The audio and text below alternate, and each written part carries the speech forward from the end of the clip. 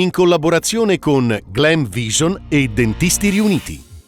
Profondo rosso per le Olimpiadi, il Trentino dovrà pagare 20 milioni?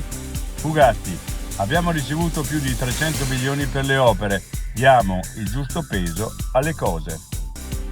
Mozione contro Mussolini e il fascismo, Fratelli d'Italia tiene bloccata l'aula per 7 ore e alla fine si astiene.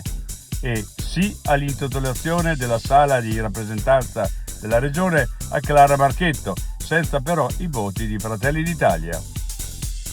Cappello alpino a 180 volontari delle Olimpiadi, monta la protesta e c'è chi lascia l'ANA. Superato un punto non più oltrepassabile, l'associazione si difende. Da bambina avevo una macchina da cucire Barbie, lì cominciò tutto. La sarta Cristina Endrizzi racconta la storia del suo atelier L'Etoile.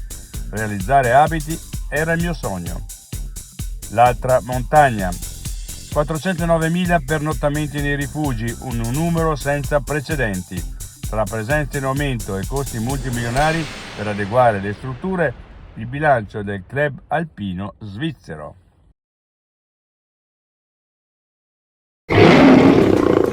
Vuoi denti da leone? Dentisti Riuniti. Rovereto, Cles, Mezzo Lombardo, Levico Terme. Chiamaci. dentistiriuniti.it